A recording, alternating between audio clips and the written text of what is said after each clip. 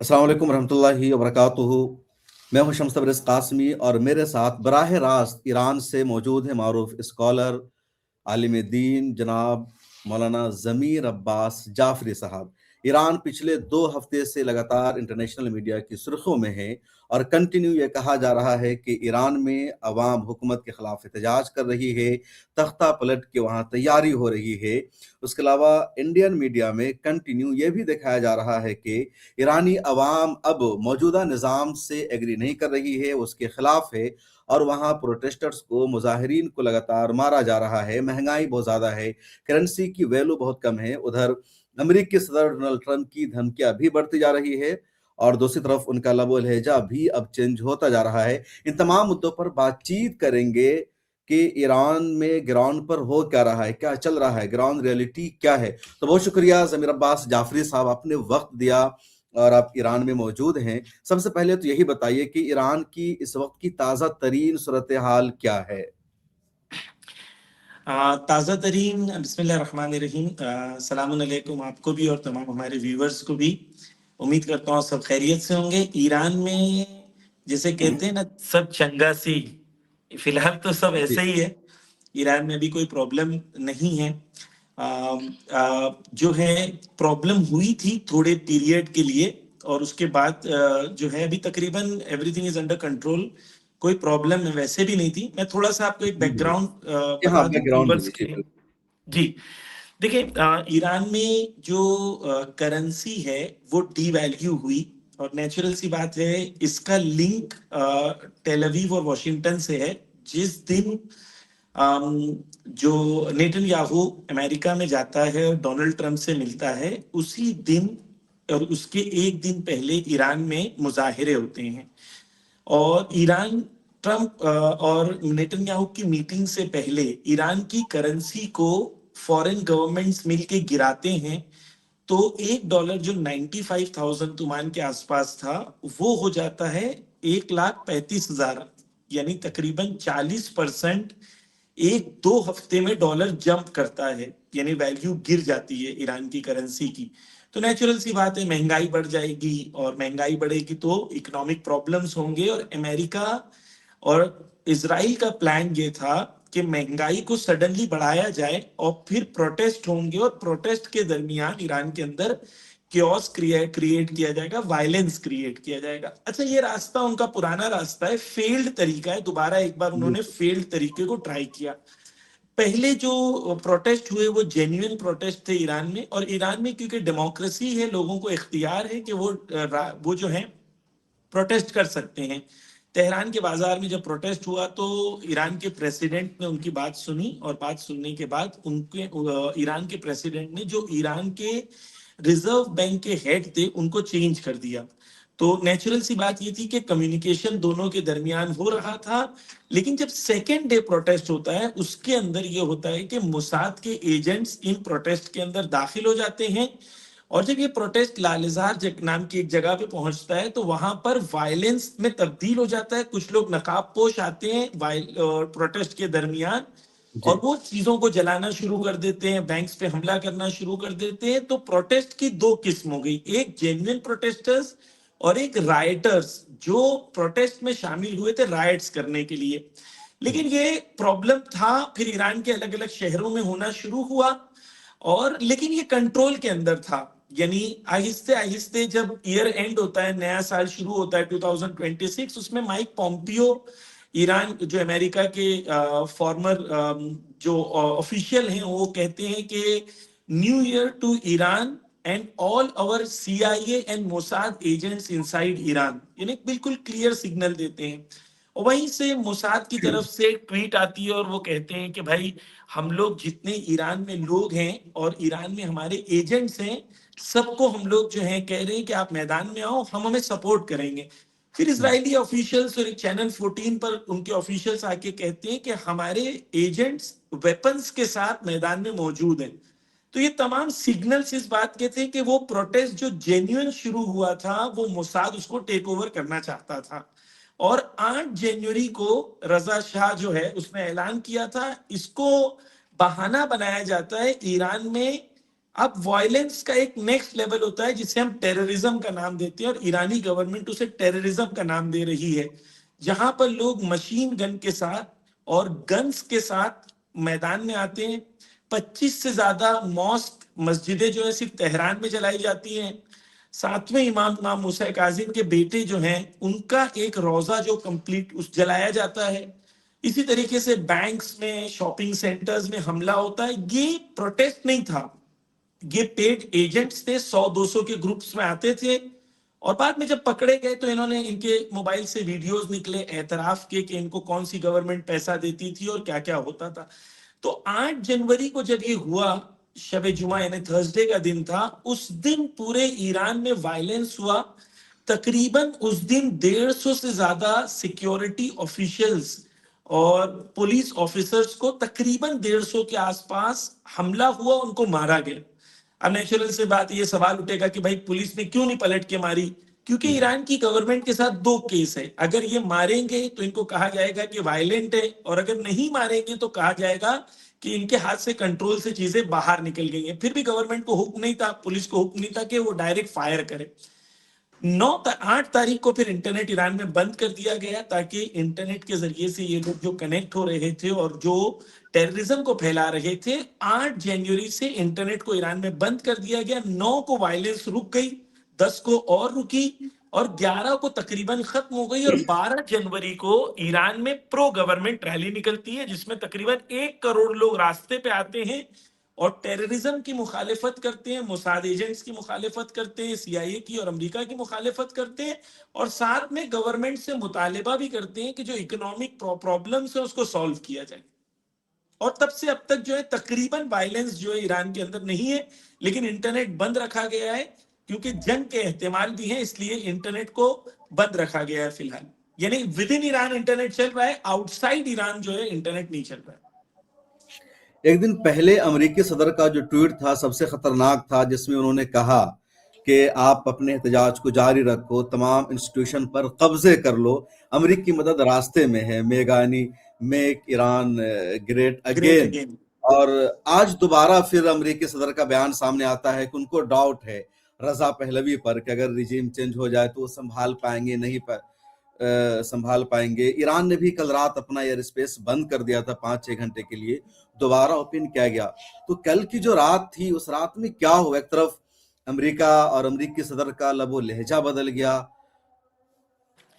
देखिए, पहली चीज तो ये कि ट्रंप ने जिस दिन कहा था कि बहुत लोग मर रहे हैं, एक्चुअली ईरान में 9 जनवरी को प्रोटेस्ट खत्म हो गया था, और 12 जनवरी को आयतुल्लाह खामिनाई और ईरान के फेवर में बहुत बड़ी रैली निकली थी। उसके बाद ट्रंप ने ये स्टेटमेंट्स दिए थे जो इररेलेवेंट थे, ऑन ग्राउंड उसकी कोई रियलिटी नहीं थी। देखिए, ट्रंप एक ऐसा आदमी है जो सुबह कुछ कहता है, रात को कुछ कहता है, उसे खुद नहीं पता है कि उसने सुबह क्या कहा था, रात को क्या कहता है।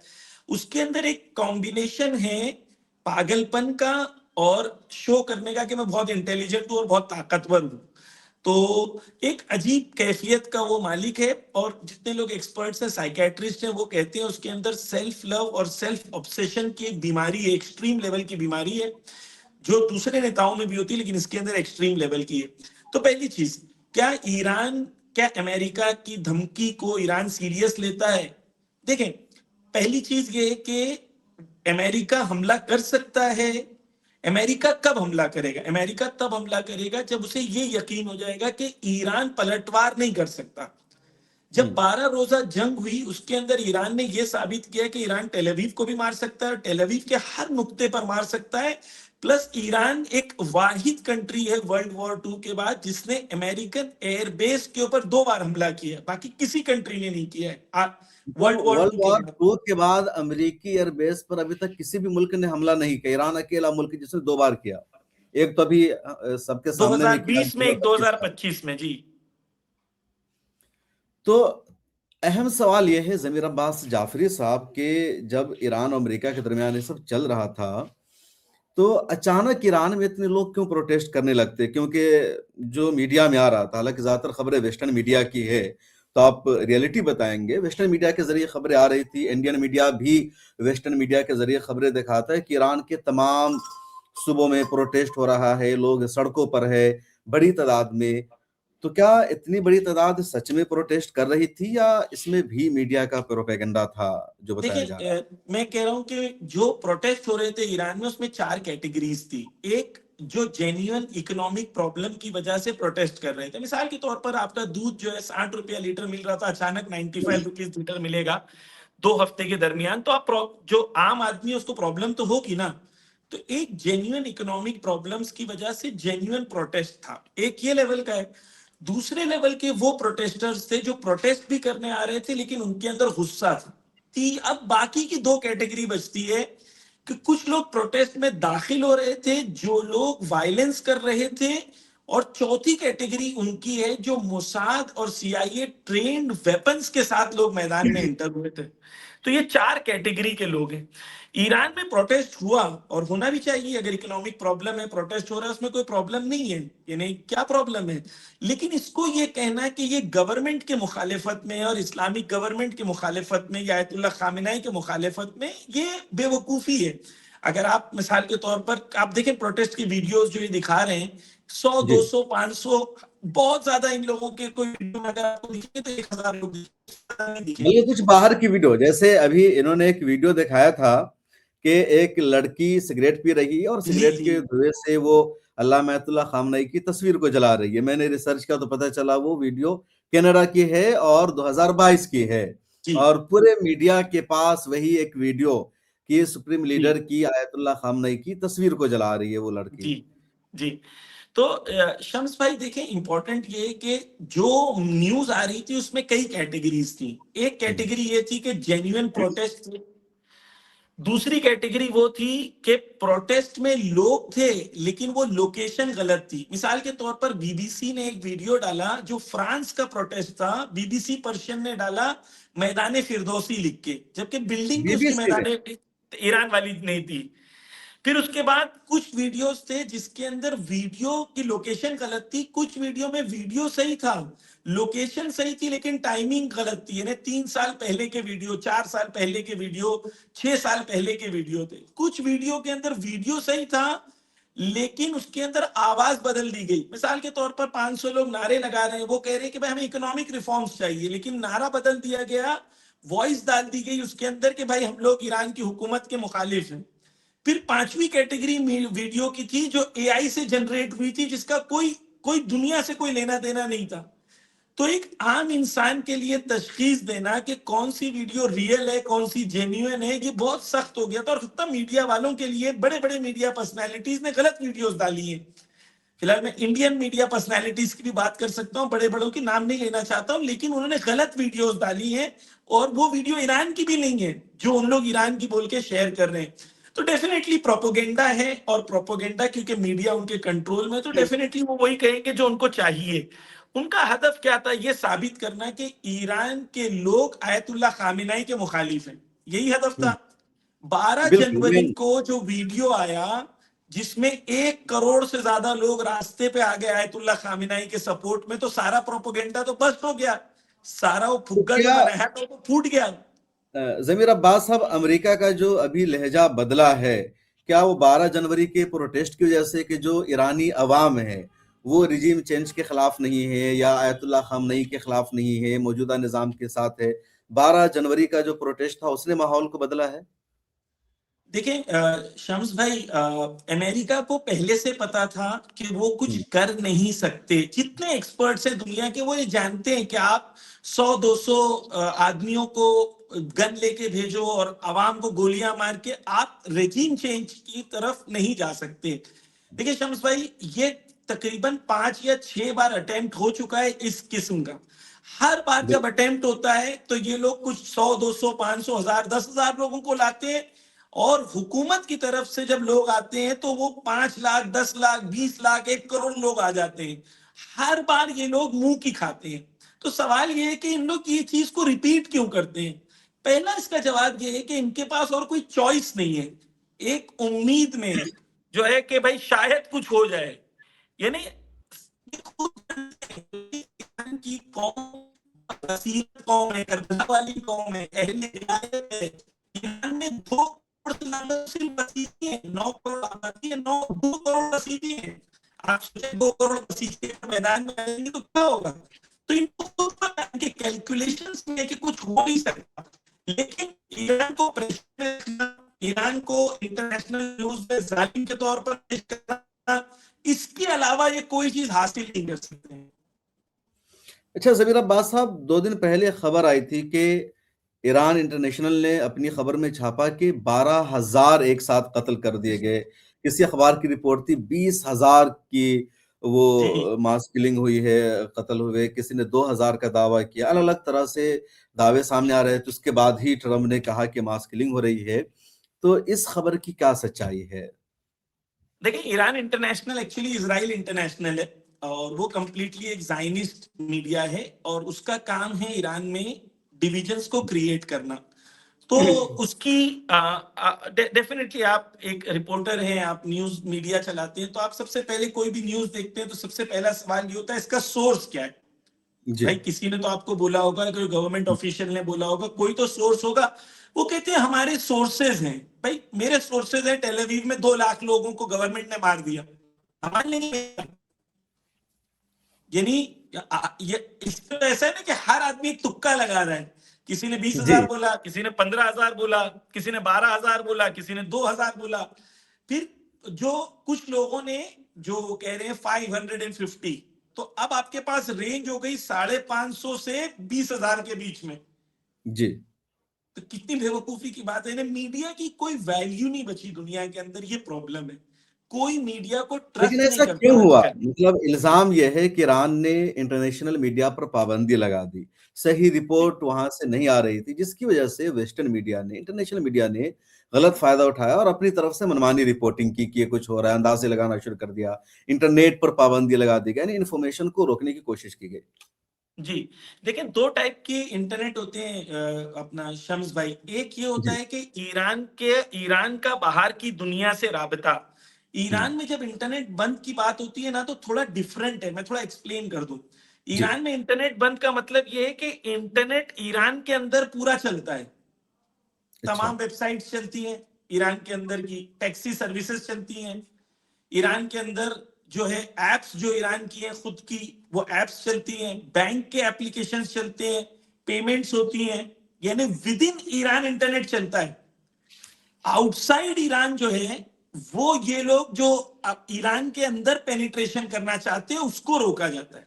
दूसरी चीज ये है कि ईरान की तरफ से न्यूज आ रही थी, कौन कह रहा नहीं आ रही थी, यानी ईरान के अंदर फार्स न्यूज की तरफ से, इरना की तरफ से न्यूज जो है पूरी दुनिया तक पहुंच रही थी, और वो लोगों के पास जो रिसोर्सेस थे उसके जरिए से बताया जा रहा था। देखिए, मैं आपको बताता हूं कि जो मरे हैं उनकी तादाद एस्टिमेटेड जो है, मेरे पास ऑफिशियल फिगर तो नहीं है, 500 से ज्यादा है। और उसके अंदर मैंने आपको बताया कि 100 से ज्यादा सिक्योरिटी ऑफिसर्स और गवर्नमेंट और पुलिस ऑफिसर्स हैं। कुछ पुलिस ऑफिसर्स के बॉडी को 4 टुकड़ों में काट के फेंक दिया गया। तो ये लोग कौन थे? ये प्रोटेस्टर्स थे। अच्छा, ये कौन से प्रोटेस्टर है या कब से इतने एजेंट मजबूत हो चुके हैं जो सिक्योरिटी अफसरान को कत्ल कर रहे हैं और इस तरह मतलब हैवानियत का मुजाहरा कर रहे हैं, 4 टुकड़ों में काट रहे हैं। और जब 12 रोज़ा जंग हुई थी उस वक़्त भी ये लोग बहुत ज़्यादा मजबूत थे, काफ़ी लोगों ने इस तरह की हरकतें की थी। जी, देखिए ईरान के अंदर आपको मैं एक एग्जाम्पल में इसके से जी। बात समझाऊं कि ईरान मिसाल के तौर पर एक मोहल्ले में अकेला एक घर है जिसके खिलाफ पूरा मोहल्ला है। यानी हुँ। ईरान के खिलाफ यूरोप भी है, ईरान के खिलाफ अमेरिका भी है, और ईरान के खिलाफ बहुत सारे अरब ममालिक भी हैं जो अमेरिका के बोलने पे ईरान की मुखालिफत कर रहे हैं। ठीक है, Iran as a country 12 Iran के नेबर्स हैं, 12, 8 जमीनी और 4 दरिया। ठीक, ईरान के खिलाफ 200 से ज्यादा चैनल्स चलाए जाते हैं पर्शियन लैंग्वेज में, जो वेस्टर्न मीडिया चलाता है। भाई क्यों चला रहे हैं आप इतना सब? तो ईरान के खिलाफ पूरी दुनिया लगी होती है एजेंट ट्रेनिंग के अंदर। और डेफिनेटली अगर आप एक कॉम के अंदर मसलन एक इंसिडेंट करने का $1,000, $2,000, $10,000, $5,000 दोगे, तो आपको एजेंट्स मिलेंगे, हर जगह मिलेंगे। बिल्कुल। एक कौम का बड़ा हिस्सा दीनदार और मुतदय्यन होता है, लेकिन हर कौम में ऐसे लोग आपको मिल जाएंगे जो बिकाऊ होंगे। किस कौम में नहीं होते? तो ये बिकाऊ लोगों के खरीदार हैं और इनकी बोली लगती है। $2,000, $5,000, $10,000, अलग अलग फिगर्स होते हैं जो इनके। जब ये पकड़े गए तो इन्होंने एतराफ किया कि जर्मनी से हमें इस शख्स ने इतने पैसे दिए, यहां से इतने पैसे आए। तो मुझे ताज्जुब नहीं होता कि ईरान के अंदर एजेंट्स हैं। क्यों? क्योंकि पूरी दुनिया मिलकर इनके मुखालिफत में स्ट्रैटेजी बना रही है। इनके बॉर्डर्स इतने बड़े हैं, इनके खिलाफ कल्चरल इन्वेजन इतना है, और साथ में पूरी दुनिया का पैसा लगाया जाता है इनके खिलाफ एजेंट्स बनाने के लिए। मिसाल के तौर पर यहां से लोग टर्की घूमने जाते हैं और टर्की में बाकायदा ट्रेनिंग का प्रोसेस इजराइल रखता है। तो ये, यानी मिसाल के तौर पर पिछली बार 12 रोजा जंग में लोग पकड़े गए तो उन्होंने कहा था कि हम टर्की गए थे, में 5 साल से कहा गया था कि सिर्फ आपको वेट करना है, सही वक्त आएगा तो हम आपको बताएंगे क्या करना है। यानी एक पूरा सिस्टम है, लॉबिंग है, पैसा है, मीडिया है, इन्वेस्टमेंट है।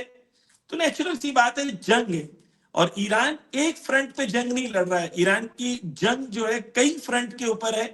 और उसके अंदर एक जो रीजन है इंटरनेट का इस बार इतना लंबे अरसे तक बंद करने का, कि ईरान के सुप्रीम कोर्ट ने कहा है कि हर बार हमने रहमत का मुजाहिरा किया था, चलो बच्चे हैं, चलो जवान हैं, बहक गए।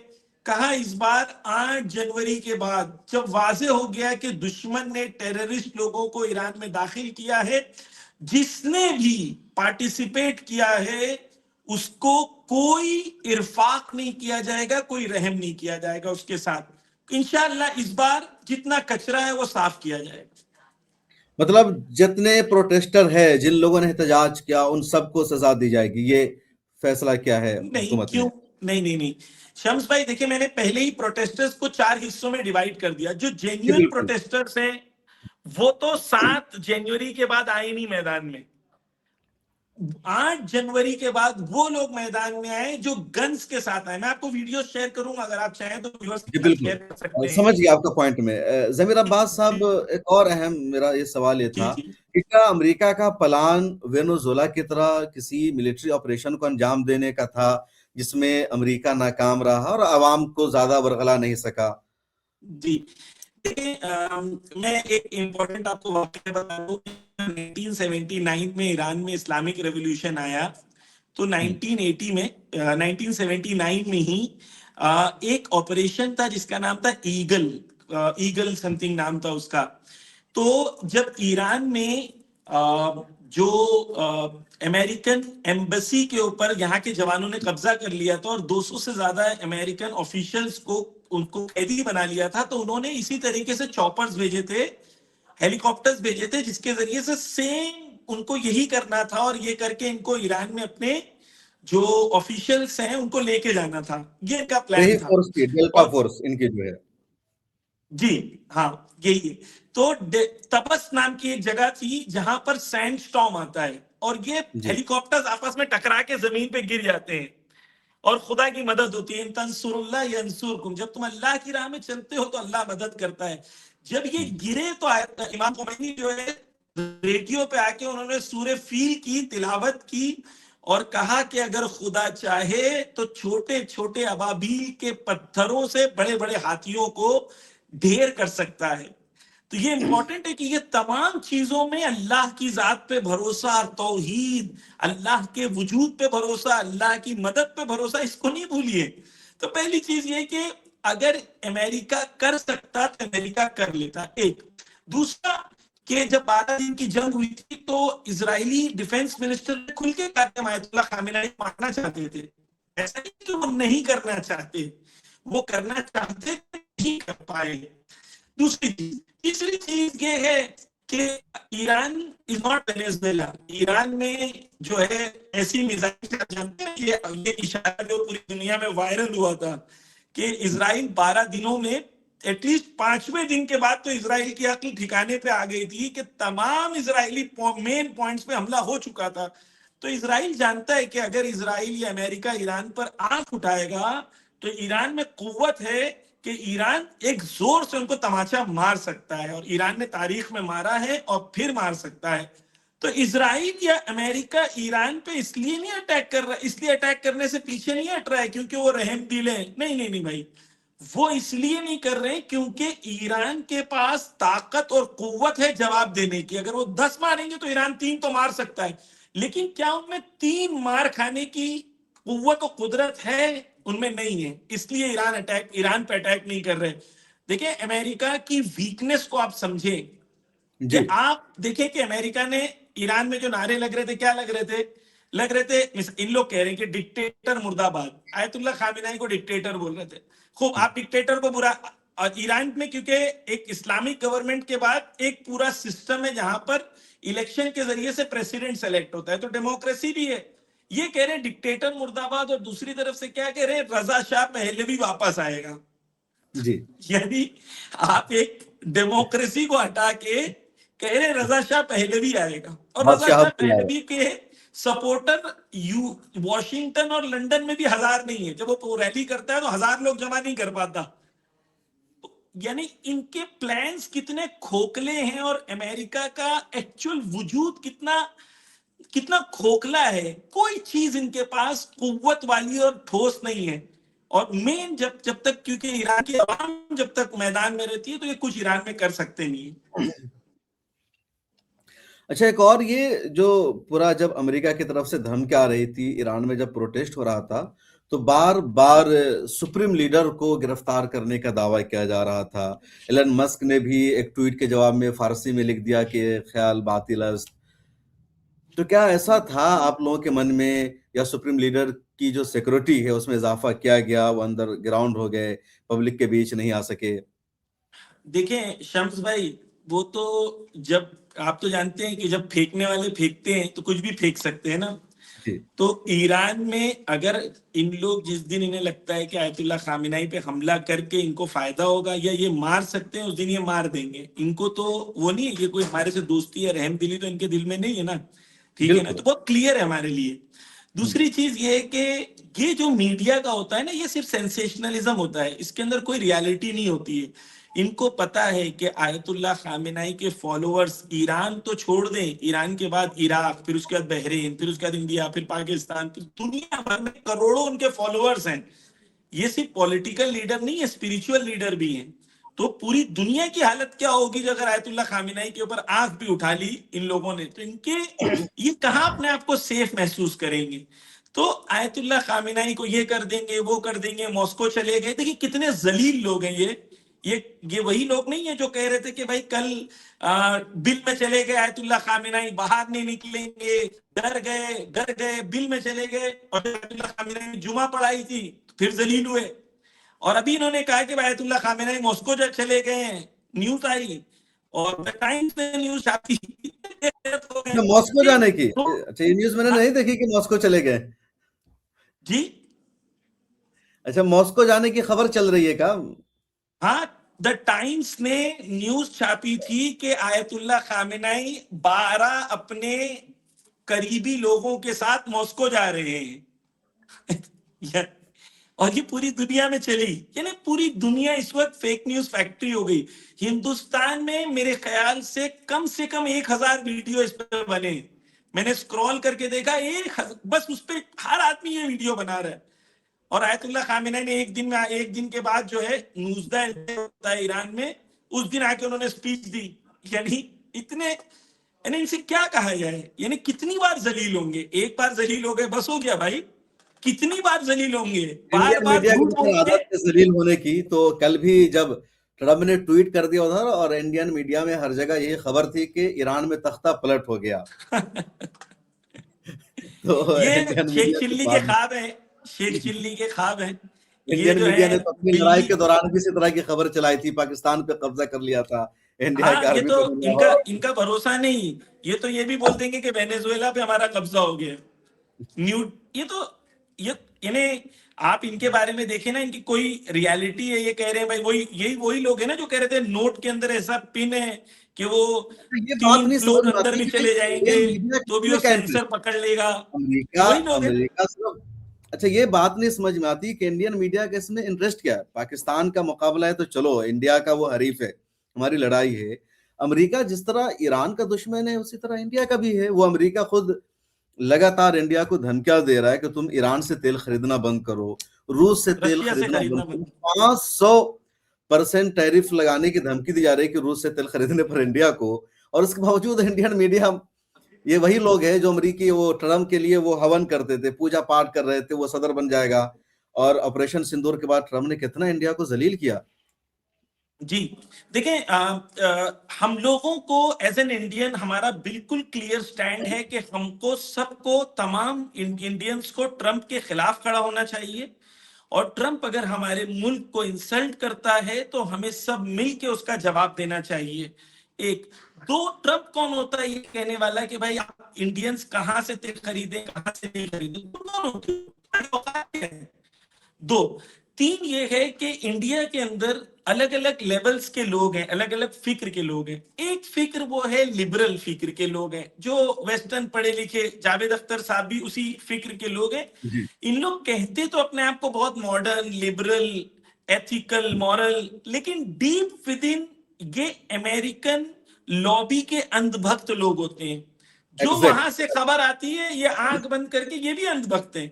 ये अंधभक्त वहां के अमेरिकन लॉबी के हैं। जो भी वेस्ट बोलेगा, जो भी वेस्ट करेगा, वेस्ट बोलेगा डेमोक्रेसी तो ठीक है, मसलन सऊदी में डेमोक्रेसी नहीं है तो कोई बात नहीं है, आप ईरान में डेमोक्रेसी होने के बाद भी प्रॉब्लम है, कतर में बादशाह है तो कोई प्रॉब्लम नहीं है। यानी इनके यहाँ कोई वैल्यू नहीं है। वेनेजुएला के साथ जो किया ट्रंप ने, ट्रंप लेके आता चोरी करके किसी प्रेसिडेंट को, और बाद में आके कहता मैंने ऑयल के लिए लेके आया था। कहाँ गया आपका ह्यूमन राइट्स, कहाँ गया आपका लॉ, कहाँ गया वो ह्यूमन राइट्स, और वो कि नहीं, क्या है?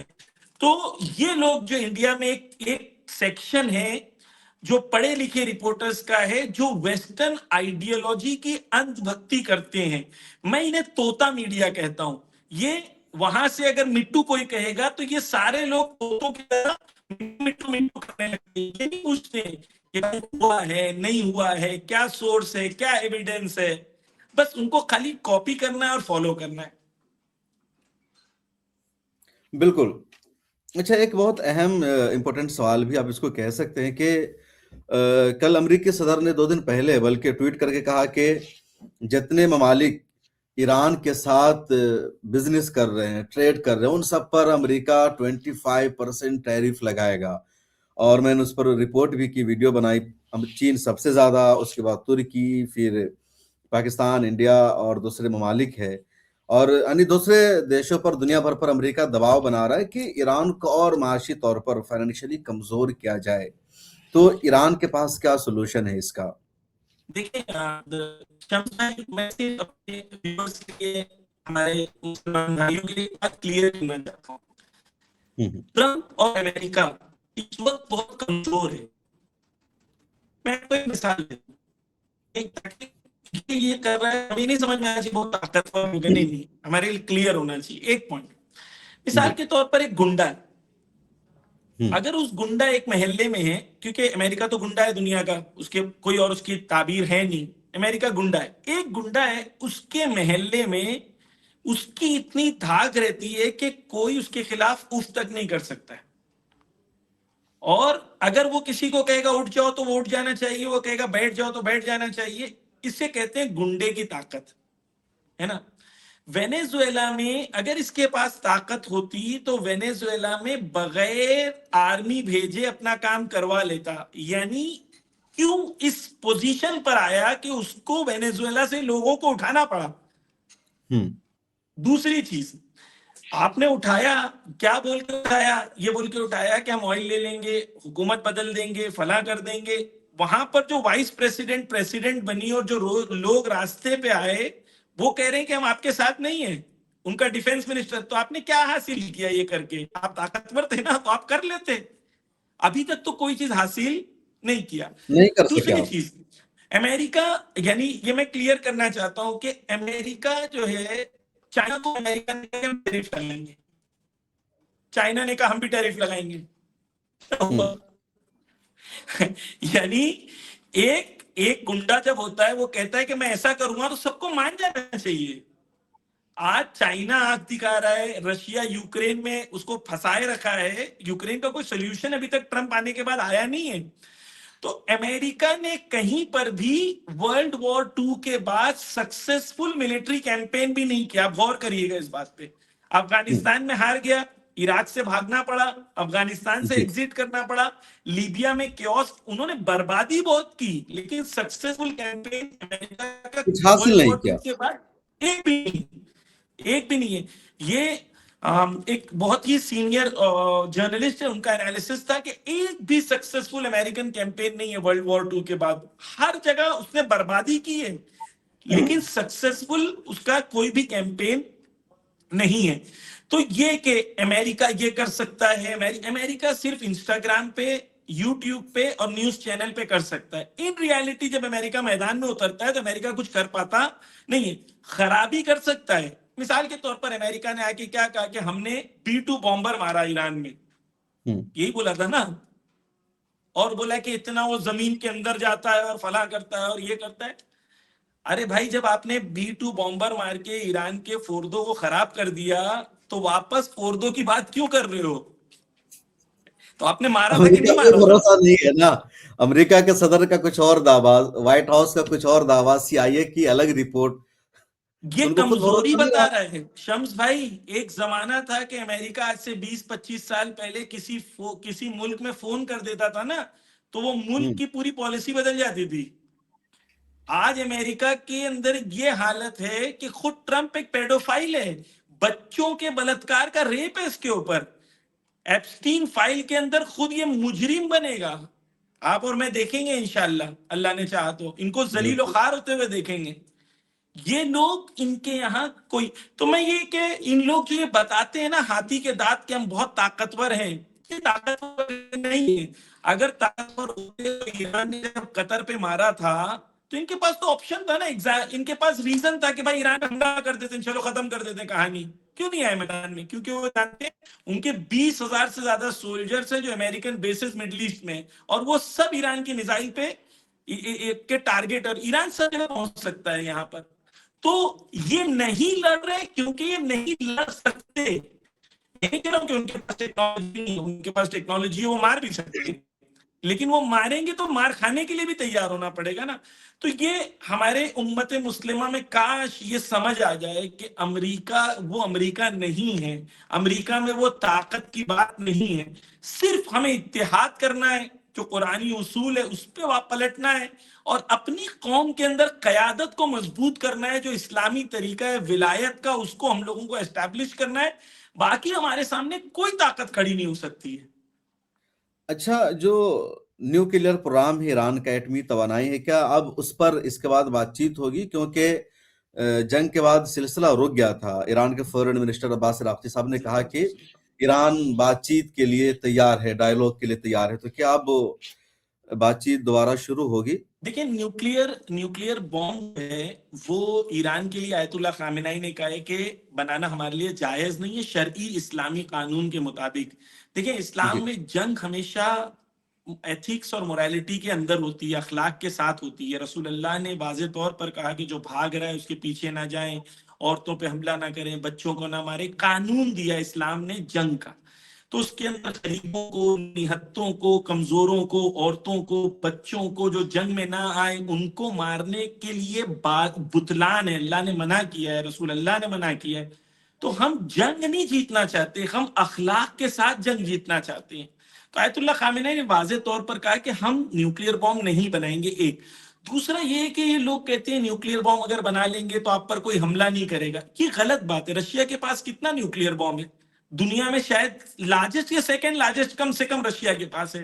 लेकिन रशिया जी, यूक्रेन में 2 साल से उलझा हुआ है कि नहीं उलझा हुआ है? अगर उन्हें उलझाना हो तो न्यूक्लियर बॉम्ब सिर्फ कहने के लिए डेटरेंट होता है, लेकिन हकीकत में जिनके पास न्यूक्लियर बॉम्ब्स है वो भी जंगों में इन्वॉल्व होते हैं। तो ईरान के एक्चुअल ताकत जो है वो लोगों का साथ, लोगों की बसीरत और लोगों का मीडिया से बेवकूफ ना बनना है। और ये जब लोग, उम्मत और वली, उम्मत और लीडर जब साथ में होता है तो ये कौम को कोई नहीं हरा सकता। आखिरी सवाल ज़मीर अब्बास भाई, ईरान की जी, मौजूदा सूरत-ए-हाल इस वक़्त क्या है? क्या प्रोटेस्ट मुकम्मल तौर पर ख़त्म हो चुका है, अमन-ओ-अमान है, या अभी भी लोग सड़कों पर है, प्रोटेस्ट चल रहा है? और जी सिक्योरिटी के सख्त इंतजामात है। शम्स भाई देखें, जो जब वो प्रोटेस्ट चल भी रहे थे तो दिन में सब कुछ नॉर्मल होता था। रात को 8 से 10 के बीच में प्रोटेस्टर्स जमा होते थे, घर चले जाते थे। दिन में काम, शॉप, बिजनेस, सब कुछ जो है वो नॉर्मल चलता था पूरे ईरान में, तकरीबन 1-2 दिन की। ठीक है, लेकिन 8 जनवरी को अलग हुआ था। 9 और 10 के बाद ईरान के अंदर प्रोटेस्ट, 12 जनवरी को जो प्रो गवर्नमेंट रैली निकली है उसके बाद हम्म। सिवाय कोई बॉर्डरिंग एरियाज के अंदर छुटपुट वाकयात के, ईरान के अंदर प्रोटेस्ट नाम की जो शय है वो जो इम्तना हो गई ना, उसके अंदर अभी फिलहाल वजूद उसका यहाँ पर मुमतने यानी है ही नहीं कोई ऐसी शय जो प्रोटेस्ट के नाम पर लोग खड़े हो। हाँ, इकोनॉमिक प्रॉब्लम्स हैं यहाँ की पार्लियामेंट में, उसमें बात हो रही है।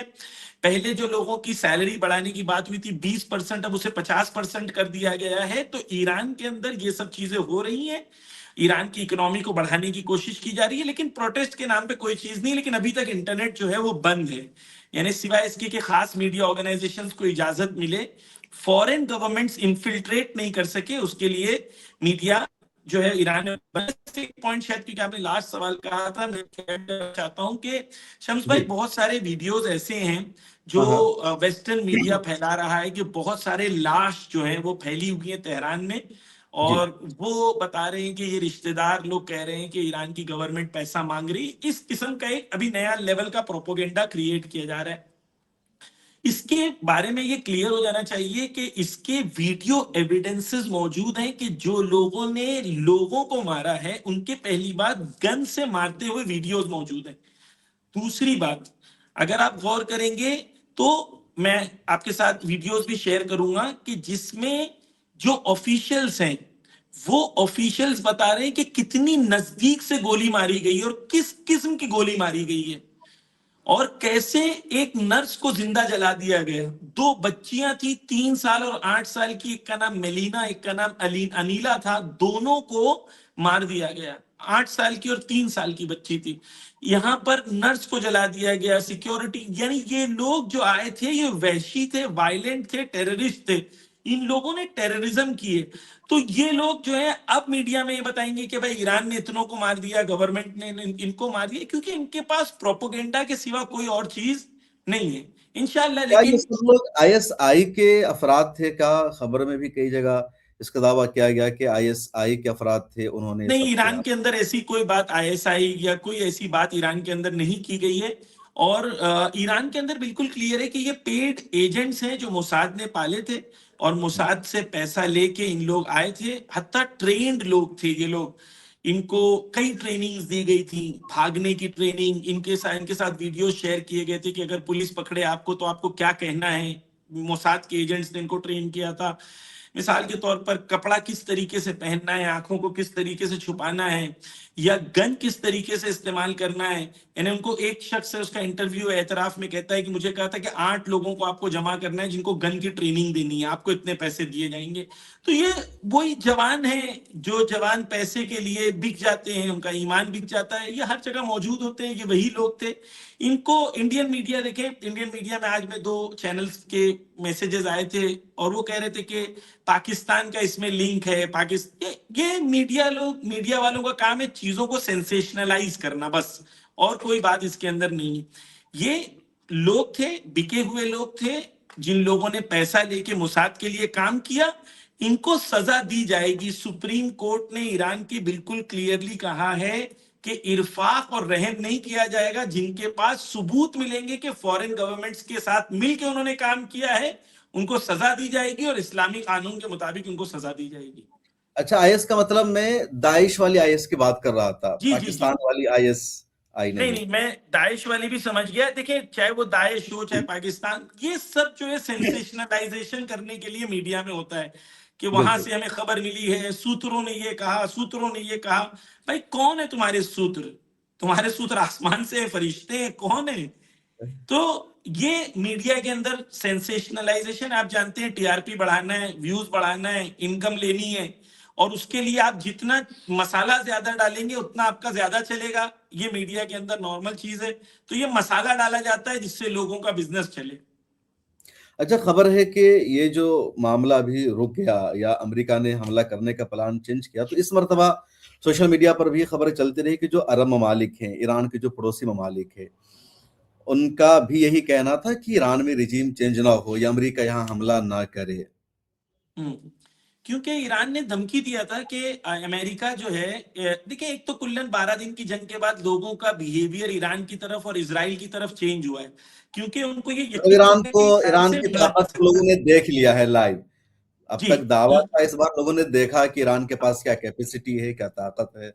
हाँ, और ये लड़ा जा सकता है। इसको बजाय इसके कि हमसे क्या करेंगे, इससे इसके बजाय ये सोचना चाहिए कि ईरान ने ये बताया उम्मत मुस्लिमा को कि हम लड़ सकते हैं। गाजा ने हमें बताया कि हम लड़ सकते हैं।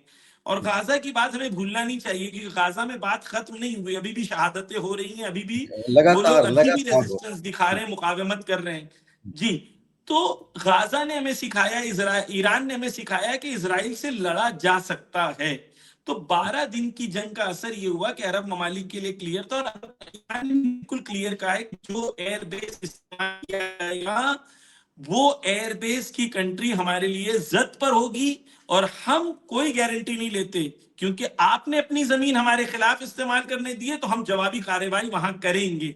तो डेफिनेटली कौन सी कंट्री चाहेगी कि भाई मिसाइल्स हमारे वहां भी गिरे? हर कंट्री चाहेगी कि नहीं गिरे। अगर उनकी जूर हो, पहली बात उनके पास ताकत है बोलने की या नहीं बोलने की, इसमें सवाल है, लेकिन अगर उनके पास ताकत है या उनकी बात सुनी जाती है तो वो ये डेफिनेटली कहेंगे कि भाई हम लोग नहीं चाहते हैं जंग हो। सऊदी अरेबिया का खुला स्टेटमेंट आया था, खुल के उन्होंने कहा था कि भाई हम नहीं चाहते जंग हो, और हम नहीं चाहते ईरान के साथ अगर जंग होती तो हम कॉपरेट नहीं करेंगे। सऊदी अरेबिया ने खुल के कहा था, और कई अरब ममालिक ने छुप के कहा था कि वो नहीं चाहते हैं कि देखिए रेजीम चेंज, ये जो है ना, मैं इसको क्या कहूँ, शेख चिल्ली का ख्वाब है जो 40 साल से ये लोग देख रहे हैं। तो हुकूमत आई तो पहले इन्होंने कहा था मुल्ला को आते ही एक हफ्ते में खत्म हो जाएगी, फिर का 1 महीने में, फिर का 6 महीने में, फिर 1 साल में, फिर 10 साल में, फिर 5 साल में। अभी 40 साल हो गए, 79 से लेकर 46 ईयर्स हो गए, अभी तक वो हुकूमत चल रही है, और बल्कि हर रोज पहले से ज्यादा मजबूत हो गई। यही जंग से यही प्रोटेस्ट हो रहे थे, उसके दौरान इरानियन यूथ ने तकरीबन, उनकी एज बिटवीन 26 एंड 30 ईयर्स की थी, उन्होंने 3 सैटेलाइट एयर स्पेस में भेजा, और तीनों का सिग्नल है। यानी दुनिया में सिर्फ 9 कंट्रीज है जिनके पास स्पेस टेक्नोलॉजी है, उसमें से ईरान है। तो ईरान तो मजबूत होता जा रहा है, ये और मजबूत होगा इंशाल्लाह, और ना कि सिर्फ मजबूत होगा बल्कि पूरी उम्मत मुस्लिमा को मदद करेगा।